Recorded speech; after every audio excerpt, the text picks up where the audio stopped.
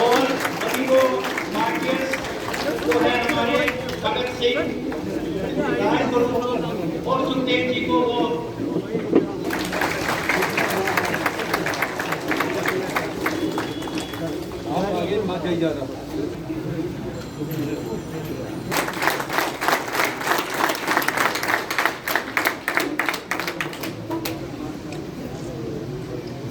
अगर आप आदमियों को हो जाए तब जरा बैठ जाए, हम लोगों के चेहरे देखें आराम से बैठ। इसी दिन प्लीज मानते सुपर हीरोज मान वो पहली किताब डॉक्टर साहब ने आपको मैं I feel extremely grateful doctor Prabhudalla साहब।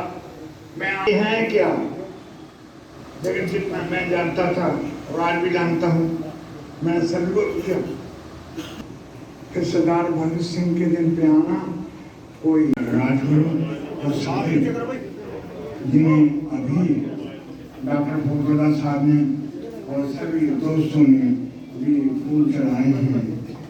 आज उनका मार्टर्स डे है। 1931 की बात जा रहा हूँ। मैं बहुत मजबूर हूँ कि डोगरा सभा के सदर गुलचैन सिंह चागर साहब ने ये कहा कि आप आइए। कितनी भी मुश्किलात थी, उन्होंने कहा कि आप श्रद्धांजलि दे सकते हो ही चंद शब्द कहेंगे। आज हमारे और भी दोस्त आए हैं।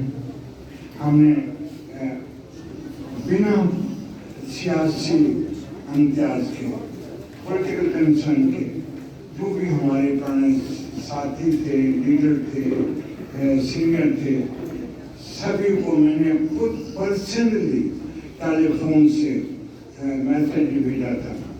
कुछ लोग मौजूद भी हैं, कुछ लोग नहीं आ सके, लेकिन कमाल तो यह है कि आज डॉक्टर प्रभुदल्ला साहब मेरी आपकी रिश्तेदारी भी कमाल की है।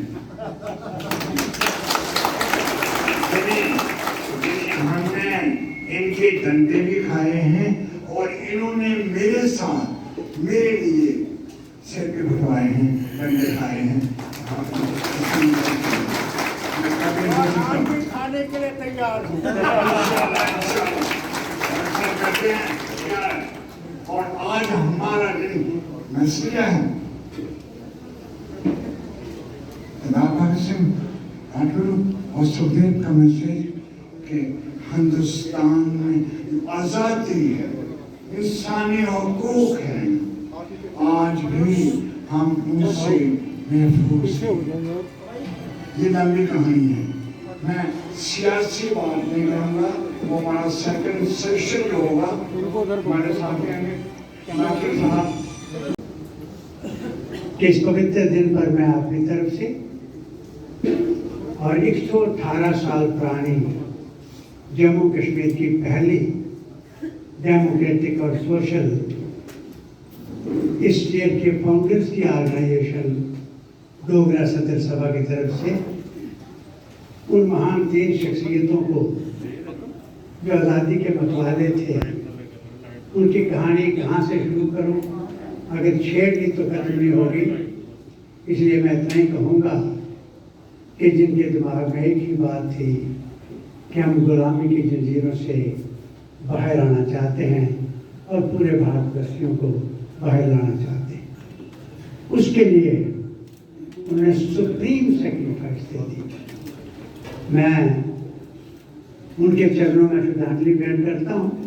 भगवान से, खुदा से, वाहिगुरु से प्रार्थना करता हूँ कि ऐसे शूरवीरों की रूहों को हमेशा अपने चरणों में स्थान दें, हमें भारतवासियों को शक्ति दें, हिम्मत दें कि हम कम से कम उनको याद कर सकें। जो कुछ उन्होंने किया वो तो नहीं कर सकेंगे। एक बात सिर्फ इसके बारे में कहूँगा, साथियों, यहाँ पे स्टेज पे नेता है और आप सब जो पैंथर पार्टी से ताल्लुक़ रखते हैं, आप सबको मेरा दिल से सलाम, मोहब्बत का पैगाम। और आज दिन आप मना रहे हैं उन शहीदों का जिनका नारा था इनकलाब जिंदाबाद, अंग्रेजों के खिलाफ, उस ताकत के खिलाफ उठे। अभी चंद दिन पहले मैं उस जगह गया था जहाँ उनका अंतिम संस्कार किया गया था, और मैंने न सिर्फ अपनी तरफ से बल्कि सारी रियासत के लोगों की तरफ से वहाँ पर श्रद्धांजलि पेश की और फूल निकाले। उन्होंने कुर्बानी दी, किस लिए? इसलिए नहीं कि वो लाल किले पे अपना झंडा लहराएंगे। उनकी कुर्बानी थी कि हम उस देश के लिए कुर्बानी दे रहे हैं जिसमें हम सब लोग प्यार से रहेंगे, इकट्ठे रहेंगे और तरक्की करेंगे, और ये जो अंग्रेज हैं इनको बाहर निकाल देंगे। 3 आदमी, मगर दिल में कशिश, दिल में वो अज़म कि हमने इनको निकालना है। और अंग्रेज का हाल देखिए, कल उनको फांसी देनी थी, एक दिन पहले दे दी कि डर के तो शोर उठ जाएगा। और जहां पे उनका अंतिम संस्कार किया, जो लोगों ने सुना वो वैसे ही छोड़ के भाग गए। और फिर लोगों ने वहां पे, उस गांव के लोगों ने आके उनका अंतिम संस्कार किया। भाई लोगों, कैसे भीम सिंह जी कहते हैं, ये देश हम सब के, वो किसी भी धर्म से हो, किसी भी जबान से हो, किसी भी जगह से, मगर हम लोगों को बांटा जा रहा है। हिंदू को अलग किया जा रहा है, मुसलमान को अलग किया जा रहा है, सिख को अलग किया जा रहा है। मैं बार बार ये कहता हूं, जिस भगवान का नाम ये लेते हैं, चाहे वो हिंदुओं का भगवान है या विष्णु का भगवान है। अगर हिंदुओं का भगवान है तो मेरे साथ ताल्लुक नहीं है, मगर वो हिंदुओं का भगवान नहीं है, वो विष्णु का भगवान है, वो अंग्रेजों का भी भगवान है, उनका भी है। जो रूसी खुदा को नहीं मानते, उनका भी भगवान है। तो फिर ये नारा क्यों मानते हैं कि सिर्फ इनका है? हम भी मुसलमान कहते हैं अल्लाह को रब्बुल आलमीन, वो सिर्फ मेरा खुदा नहीं है, वो सबका खुदा है। अगर हम लोग अब इतने पिछड़ गए, महाराजा हरि सिंह चाहते क्या थे? वो क्यों नहीं 15 अगस्त को हिंदुस्तान में क्यों नहीं चले गए? क्यों नहीं? महाराजा हरि सिंह चाहते थे इस रियासत को एक आजाद रियासत रखना, इसके ताल्लुक पाकिस्तान से भी, हिंदुस्तान से भी, चीन से भी इकट्ठे रहे, तरक्की करें। मगर पाकिस्तान ने हमला किया, हमने पंजाब से और दूसरी तरफ से उन दोनों हिंदुस्तान एक था, 3 हिस्सों में नहीं था कि बच सके। हमारे लोग गरीब हैं और गरीबी में मर जाएंगे, दे देंगे, बेच देंगे सब कुछ। आज हालत ये है कि आपके बच्चे नौकर नहीं लगेंगे, बाहर से नौकर आएंगे। हमारे बच्चे जो पढ़े लिखे हैं, बच्चे पढ़ी लिखी, वो कहाँ जाएंगे? क्या इनको हिमाचल में नौकरी मिलेगी? क्या इनको पंजाब में नौकरी मिलेगी? क्या इनको हरियाणा में नौकरी मिलेगी? बाकी तो छोड़ दीजिए, दूर रखेंगे। हम कहाँ जाएंगे? क्या पहाड़ों में चढ़ेंगे? कहाँ जाएंगे हमारे? वो बाप और माँ जो एक बच्चे को तैयार करते हैं, ये कि आखिर में मेरा ये काम आएगा, मुझे 2 वक्त की इज्जत की रोटी मिलेगी, ये बेटा मेरा कमाएगा। कहाँ जाएगा? उस बेटे का क्या रहेगा? इसी तरह आपने कभी सोचा? हमारे लग पे बहुत है, हम बड़ी तरक्की करें, हम आसमान से सारा कुछ करेंगे, हमारे बच्चे कहाँ जाएंगे? कहाँ जाएंगे? फिर देखिए, यही नहीं, आधार कार्ड नहीं होगा आपको राशन नहीं मिलेगा। जो 5 किलो मिलता था वो भी कट गया। कहां जाएगा ये गरीब? भगवान ऊपर से तो नहीं आएगा राशन लेकर। अभी आपने इसी तरफ सोचा, देखा आपने क्या अंधे कानून बनाते, गरीब को आधार कार्ड बनाते बनाते भी जिंदगी गुजर जाती है, वो कार्ड नहीं बनता। ठीक है, ऊपर से कहना ये हो जाएगा, तीसरा हो जाएगा, अब तो मर जाएगा, उसका खानदान मर जाएगा। भाई लोगों, अपनी इज्जत की बात करो।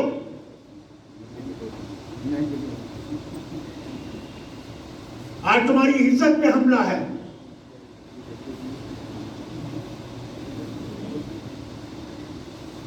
उस इज्जत को बचाने की कोशिश करो। मुझे उम्मीद है कि ये शेर जो है और इसके साथ ही दूसरा शेर जो है, कांग्रेस कमजोर हो गई। मैं ईमानदारी से कहता हूं, कांग्रेस को उभरना पड़ेगा, उठना पड़ेगा। अगर देश को बचाना है, मेरी जमात वहां नहीं है, पिछली जमात भी थी वहां नहीं है, इसकी जमात हर जगह है या नहीं है? इसे कांग्रेस को फिर से जिंदा होना पड़ेगा और लोगों के मुश्किलात को देखना पड़ेगा। घर में बैठ कर नहीं हो सकता, देखना पड़ेगा, आवाज बुलंद करनी पड़ेगी।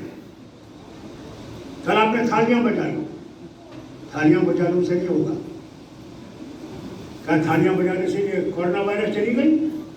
नहीं, ये कानून हमने इनके मुंह पर देख लिया। तब होगा जब हम लोग मुजस्सम होंगे और एक होंगे। तब हम एक नहीं होंगे, हम कभी वो ताकत नहीं बन सकते। ये नहीं समझना, हम मुसलमान होंगे, हिंदू होंगे, डोगरा होंगे, हम सब एक। तो उन्होंने दीवारें खड़ी कर दी, हमने उन दीवारों को तोड़ना है। इस तरह इन 3 शख्सों में, क्या जवाहरलाल नेहरू को पता था कि जवाहरलाल एक दिन आएगा और वो तिरंगा झंडा खड़ा करेगा लाल किले पे? किसी को मगर इनकी कुर्बानियों ने वो दिन लाया जब जवाहरलाल ने झंडा खड़ा किया। आज महात्मा गांधी को याद कर, यही थे तो महात्मा गांधी के सबसे बड़े दुश्मन।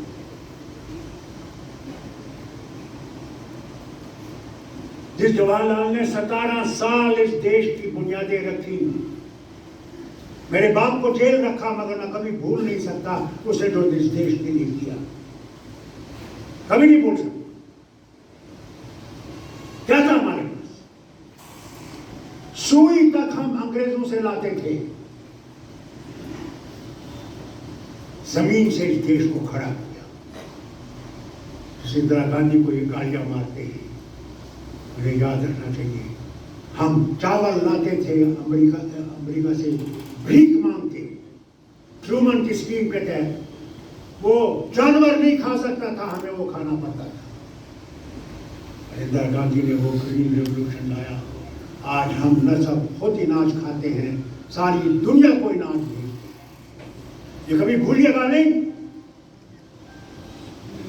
कभी भूलिएगा नहीं। जो अच्छी बात किसी ने की हो, क्यों ना आपका कितना दुश्मन हो, अच्छी बातें कभी भूलिएगा, क्योंकि हमें आदत हो गई है। जो कुर्सी पे बैठा है उसी की तारीफ करते हैं, जो कुर्सी से उतर गया उसको गालियां मारते हैं। ये हमारी परंपरा नहीं है। हमारी परंपरा थी कि अगर एक उस्ताद रिटायर हो गया, जब तक वो मर नहीं जाता था तब तक उसकी इज्जत होती थी, उसके घर की इज्जत होती थी, क्योंकि वो उस्ताद था, मुझे बनाने वाला था। जिस देश में उस्ताद की इज्जत नहीं रही, वो देश चल नहीं सकता। दिखाए इस रियासत के लिए, मगर इस रियासत का बेड़ा गर्क किसी ने किया तो वो पाकिस्तान ने। उन्होंने जो लोग भेजे ये समझ के कि हम मुसलमान हैं इसलिए हमें उनके साथ जाना चाहिए। मगर नेशनल कॉन्फ्रेंस के वो लीडर शेरी कश्मीर शेख मोहम्मद अब्दुल्ला ने फैसला किया, नहीं, हमने जाना है तो बापू के हिंदुस्तान के साथ जाना है, जहां पे हिंदू मुसलमान सिख ईसाई बौद्ध सब बराबर है। हमने हिंदुओं को यहां से नहीं निकाला, हमने क्रिश्चियंस को नहीं निकाला, ये सबकी रियासत है। और तब महाराजा साहब को ये करना पड़ा जब वो आए, कातिल आए। आज जिनका नाम लिया ब्रिगेडियर राजेंद्र सिंह जी, महाराज साहब ने वो हुक्म किया, कितनी फौज थी, बहुत कम फौज, मगर आखिरी दम तक खड़ा रहा। कहा मैंने अपनी धरती को बचाना है, मैंने अपने लोगों की इज्जत को बचाना, अपनी माँ बहन भाई की इज्जत को बचाना है। वो किस धर्म से उससे कोई ताल्लुक नहीं, बाहर खड़ा रहा, आखिरी दम तक खड़ा रहा। आज इस देश का हाल देखिए, कहां वो देश जहां पे हम सब बराबर, कोई फर्क नहीं। आज हम टुकड़ों में बांधे जा रहे हैं।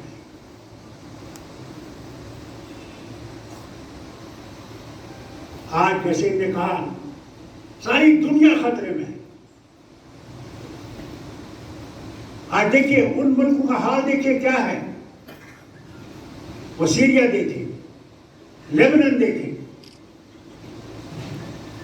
अफगानिस्तान देखे, इराक देखे, बर्बादी की हालत। और फिर ऐसी बर्बादी की हालत में ऊपर वाले ने वो बीमारी भेजी जिसे कोविड कहते हैं। कैसे आई किसी को मालूम नहीं। कोरोना वायरस गई और बढ़ गई, क्योंकि प्रभु ने कहा ये जो ये थालियां बजवा रहे हैं वो खुद थाली नहीं बजाती, वो दूसरों को कहते तुम थाली बजाओ। पहले खुद करो फिर दूसरों से करो। इसलिए मेरी आपसे गुजारिश है, इस पार्टी को मजबूत कीजिए, अंतर पार्टी को हर घर में जाइए, हर जगह जाइए। क्योंकि मैं एक बात जानता हूं, अगर मैंने कोई देखा जिसमें हिंदू मुसलमान सिख ईसाई, वो जम्मू का हो, कश्मीर का हो, लद्दाख का, कहीं का भी हो, उसके लिए इज्जत है, वो है ये प्रोफेसर भी।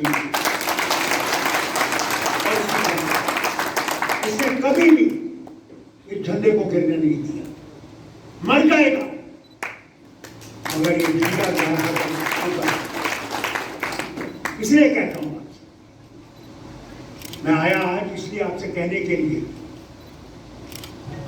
कि अपने आप को मजबूत बनाइए, उन ताकतों के खिलाफ लड़िए जो हमें डिवाइड करना चाहते हैं, जो हमें तोड़ना चाहते हैं।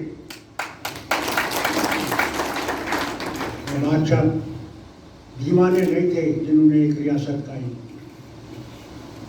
जोरावर सिंह जनरल पागल नहीं था जब तिब्बत पहुंचा इस रियासत को मजबूत करने के लिए और एक बनाने के लिए। और ये देखिए समझते हमें तोड़ देंगे, एक खिता इधर कर दिया, एक खिता कर दिया। अरे दिल को तोड़ नहीं सकते हो तुम, जमीन जरूर तोड़ सकते हो मगर दिलों के जोड़ को नहीं तोड़ सकते। हमारा दिल धड़कता है तो इकट्ठे धड़कता है, एक दूसरे के लिए धड़कता है। मैं क्यों ना मुसलमान हूं और क्यों ना हिंदू है, और मेरी आवाज भी वही है तो इसकी आवाज ही, और इसका भगवान भी वही है जो मेरा भगवान, वो भी हमें मालूम है। आज हम पे वो इंजेक्शन लगाए जाते हैं, खुदा जाने उनका असर क्या होगा, वो भी हमें मालूम नहीं। क्यों? क्योंकि हम इंसान नहीं रहे, हम एक दूसरे से मोहब्बत नहीं करते रहे, हम बच गए। ये नहीं सोचा ये गरीब है, ये हिंदू है या मुसलमान है या सिख है, बीमार है, इसकी मदद करें, नहीं सोचा। हम उसको भूल गए, हम सिर्फ मुंह करते हैं माता वैष्णो देवी की तरह वहाँ बताना, बाकी सारा कुछ झूठ, फरेब, कम तोड़ना, धोखा देना, बेईमानी करना। तो भगवान कैसे बचाएगा? माता कैसे बचाएगी? या तो पहले अपने आप को ठीक करें, हम ठीक बोले, सच बोले। हम सच नहीं बोले, डर लगता कि अगर हमने सच बोला पता नहीं हम पे क्या गुजरेगी। मगर भाइयों और बहनों में एक बात याद रखना, उसके बगैर कोई ताकत नहीं है। वो अमेरिका जो आज दुनिया में धड़ाका था, आज लाखों लोग वहां मर रहे हैं। अंग्रेज तो ये कहते थे कि सूरज हम पे कभी डूबेगा नहीं, आज अंग्रेज कहाँ गया? छोटा सा टापू रह गया। और सबसे ज्यादा मौतें वहां हो रही है, सबसे ज्यादा यूरोप में मौतें हो रही है। और जो कहते थे कि हम सबसे बड़े मुल्क हैं, क्या बात है, हमारी ताकत इतनी है कि हम दुनिया को हिला सकते हैं। आज उस भगवान ने ऐसे इनको हिला दिया, इनका पता ही नहीं लगता कि कहाँ है और कहाँ है। आपसे भी कहता हूं, आज भी बदलो, आज भी संभलो, आज भी भगवान की तरफ मुंह मोड़ो और एक दूसरे से मोहब्बत करना सीखो। क्योंकि दुनिया तुम 100 साल भी रहोगे, जाना जरूर है। उसके सामने क्या कहोगे? वहां ये मुझे नहीं बचा सकता, मैं इसे नहीं बचा सकता। जो मैंने किया होगा वही सिर्फ काम है। इसलिए आज मौका है कि हम देखें, पहले अपने आप को देखें, हम कहाँ खड़े हैं, फिर दूसरे पे उंगली उठाएं। अगर हम ये नहीं करेंगे तो हम कहीं नहीं पहुंच सकते। हर तरफ से बर्बादी है, गरीबी है, भुखमरी है। इतना मुझे खतरा नहीं है जितना आप लोगों को होना चाहिए। महाराज साहब ने जब 1927 में कानून लाया, क्यों लाया? कि मेरा डोगरा कल्चर बचना चाहिए। किस बात का डर? आएंगे, इलेक्शन आएगा, आएंगे, हो हिंदू को डाले। ये याद है आप लोगों को? जब बिल नंबर 9 हमने पास किया था, क्या कहा गया? पाकिस्तानी आएंगे, आपके जमीनों पे कब्जा करेंगे, आप लोगों को निकाल देंगे। मैं गांव गया, मैंने कहा यार यहाँ कोई आ ही नहीं सकता, जब तक दिल्ली नहीं इजाजत देगी कोई बस नहीं सकता। मगर ऐसा चक्कर ये फैलाते आपके दिमागों में, खुदा ही जाने वो कहां से आता। कल देखना, कल ये राम को बेचने आएंगे, आप देख लेना, मेरी बात याद रखना। कहेंगे राम खतरे में, ये नहीं कहेंगे हम खतरे में, हमारी कुर्सी खतरे में। अरे यार, जिस दिन भगवान राम को वोट चाहिए था तब तो मैं समझता हूँ ये दुनिया ही नहीं रही। भगवान राम को या अल्लाह को वोट नहीं चाहिए, मुझे वोट चाहिए और इसको चाहिए और इसको चाहिए। जिस दिन उनको वोट चाहिएगा तो उस दिन तो ये दुनिया ही नहीं होगी। इसे खबरदार रहना, मैं बहनों भाइयों कहता हूं तुम्हें, याद रखना। आएंगे ये पर्चे लेकर और खासकर हमारी बहनों को बेवकूफ बनाएंगे, क्योंकि सारी से बहनें ही मंदिर जाती। बहनों को ही भगवान का ज्यादा डर है, मर्दों को तो भगवान दिखता है। तो दूर से भगवान को डरा सकता। मर्जी तो हमारी बहनें हैं, खड़ी रहती भगवान। मेरे पति को बचा, कभी पति नहीं कहेगा मेरी बहन मेरी बीवी को बचा। ये हालत से बहनों से मैं खास कहता हूँ, आप लोगों से कहता हूँ, इनको प्रोपेगेंडा करना पड़ेगा हर गांव में जाकर। और कांग्रेसियों से कहो, मेहरबानी करके अपने तंजीम को मजबूत करो, मजबूत करो। उस तूफान का मुकाबला करने के लिए हमें इकट्ठे खड़ा होना है। नहीं होंगे खड़े तो कोई नहीं कहेगा हम अपना फर्ज अदा नहीं किया। अगर इस रियासत को बचाना है और इसकी एकता को बचाना है और इसके धर्म को और इसकी मर्यादा को बचाना है, हमें अपने आप को कुर्बान करना है इस देश के लिए, इस वतन के लिए और इन लोगों के लिए। मेरी जमात को मुबारक कर और अल्लाह से दुआ करते हैं उस जिए सदियों सदियों सदियों जिए और इस देश को न सिर्फ इस रियासत को बल्कि इस देश को इस मुसीबत से निकाले जिसमें आज ये देश है और ये विश्व है। मेरे पास बहुत सी कहानी है इसके साथ जो मैंने दिन गुजारे। हम जरूर दो जिस्म हैं मगर एक सोच है और एक दिल है। कुछ भी हमने बड़े ऊपर और चढ़ाव देखे इधर और उधर यहाँ वो बहुत देखा। अल्लाह करे इसको भी वो हिम्मत दे, इसको भी वो हिम्मत दे कि जिस तरह इसने चलाया है ये भी चला सके और इस जमात को मजबूत कर सके। और याद रखना हर ऊपर नीचे होता रहता मगर प्यार कभी छोड़ना नहीं, कभी प्यार नहीं छोड़ना, क्योंकि प्यार से ही सब कुछ मिलेगा, उसके बगैर कुछ नहीं। मैं आखिर में आपसे यही कहूँगा, जीना भी यही है, मरना भी यही है। इसके सिवा न आपने कहीं जाना